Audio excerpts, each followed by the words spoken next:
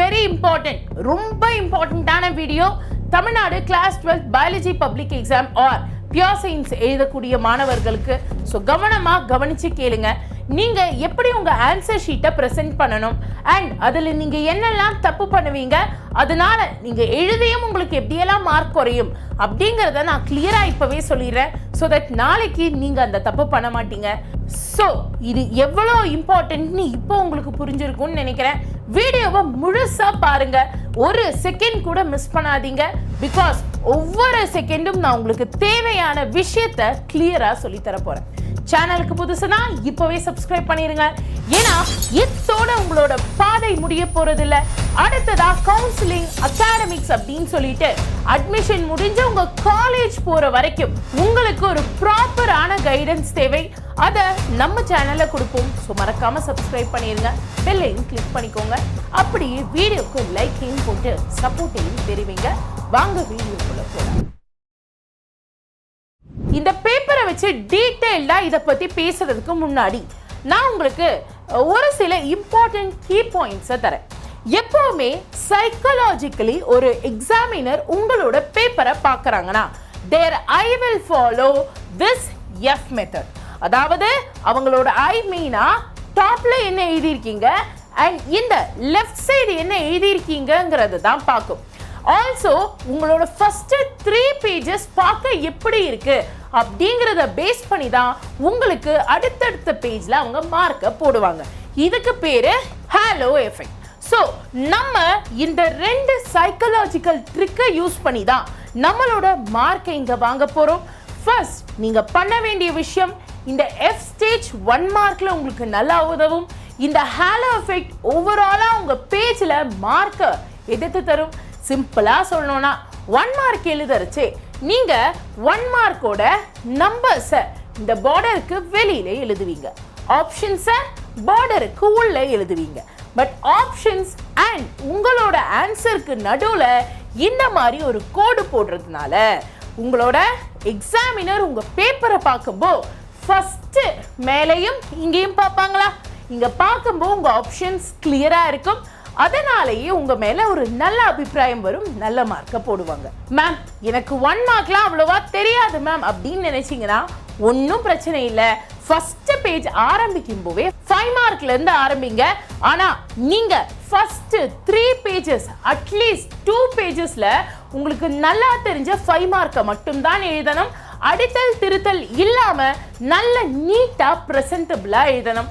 So that இது அவங்களோட மைண்டை சைக்காலஜிக்கலி ட்ரிகர் பண்ணி ஒரு ஹாலோ எஃபெக்டை உருவாக்கி ஓகே இந்த பையனோ பொண்ணோ நல்லா படிக்கிறவங்க போல அப்படின்னு நினைச்சு அடுத்தடுத்து வரக்கூடிய கொஸ்டின்ஸ் எல்லாம் கரெக்டா இருந்தா ஃபுல் மார்க் தர உதவும். அடுத்ததா 2 மார்க்ல போயிட்டீங்கன்னா இந்த மாதிரி 2 மார்க் எழுதும்போ இம்பார்ட்டன்ட் கீவேர்ட்ஸ் இருக்கு தெரியுமா, அந்த கீவேர்ட்ஸை இந்த மாதிரி கோடு போட்டு காமிங்க.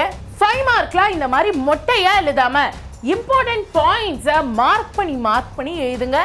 உங்களோட பேப்பரை பார்த்தா எக்ஸாமினர் கீவேர்ட்ஸை தேடக்கூடாது, நீங்களா கீவேர்ட்ஸை எடுத்து கொடுக்கணும். அடுத்ததா இந்த மாதிரி டிஃபரன்சஸ் கொஸ்டின் கேட்டாங்கன்னா இதே மாதிரி 1, 2, 3 அப்படிங்கறதெல்லாம் கோடு போட்டு காமிங்க.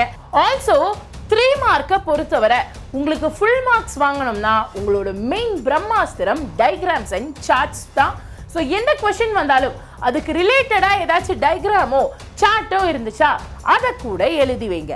இங்க பாத்தீங்கன்னா உங்களுக்கு தெரியும், ஹியர் உங்களுக்கு PBR 322 பிளாஸ்மிடை பத்தி பேசியிருப்பாங்க, பிளஸ் அதோட டயக்ராமையும் வரைஞ்சிருப்பாங்க.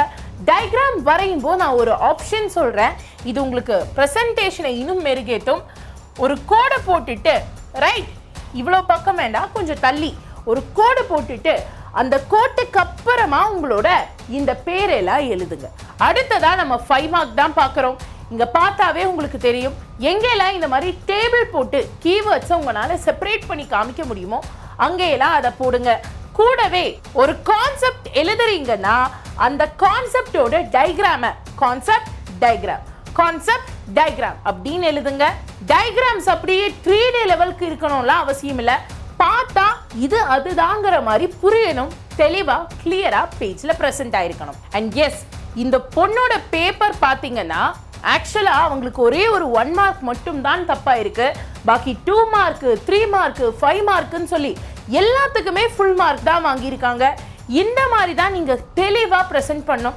இவங்க பண்ண ஒரே ஒரு தப்பு, கீவேர்டை மென்ஷன் பண்ணல. நீங்கள் அந்த கீவேர்டை மார்க் பண்ணி ஒரு லைன் போட்டு காமிச்சிங்கன்னா இன்னும் ஈஸியாக மார்க் வாங்கிடலாம். கூடவே ஒரு ட்ரிக் சொல்கிறேன் மேம், எனக்கு கொஞ்சம் தான் தெரியும், அதுக்கப்புறமா தெரியாதுன்னு நினைக்கிற கொஷினை லாஸ்ட்டாக வச்சுக்கோங்க. அண்ட் ரொம்ப ரொம்ப முக்கியமாக இன்ட்ரோடக்ஷன் எப்போவுமே பக்காவாக இருக்கணும். இன்ட்ரோடக்ஷன் பக்காவாக இருந்துச்சுன்னா உள்ள அவ்வளோவா வாசித்து பார்க்க மாட்டாங்க. ஸோ அதை மட்டும் கவனிச்சுக்கோங்க. மேபி ஒரு 5 மார்க் கொஷனுக்கு அட்லீஸ்ட் நீங்கள் கொஞ்சம் தப்பாக எழுதுனா கூட 4 மார்க்கோ 3 மார்க்கோ வர்றதுக்கு அது உதவும். ஃபைனலாக எக்ஸ்ட்ரா பேஜ் இருந்தால் இந்த மாதிரி ஒரு சிங்கிள் கோடு போட்டு அடிச்சு விட்டுருங்க. ஸோ ஓவராலாக உங்களுக்கு எப்படி பேப்பரை ப்ரெசென்ட் பண்ணணும், எப்படி கிளியராக ஃபுல் மார்க் எடுக்கணும் அப்படிங்கிறத நான் சொல்லியிருக்கேன். இதை உங்களோட நாளைக்கு எக்ஸாமில் நீங்கள் பயன்படுத்துங்க. ப்ரெசன்டேஷன் ரொம்ப ரொம்ப முக்கியம். அடுத்தல் திருத்தல் இல்லாமல் எழுதுங்க. கண்டிப்பாக நல்ல மார்க், ஃபுல் மார்க்கே நம்மளால் வாங்க முடியும். இன்னும் சேனலை சப்ஸ்கிரைப் பண்ணாதவங்க சப்ஸ்கிரைப் பண்ணுங்கள்.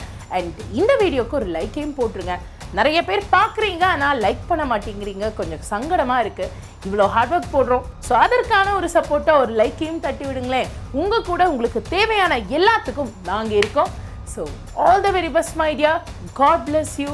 நல்லதே நடக்கும், வெற்றி நமதே. அண்ட் நன்றி, வணக்கம்.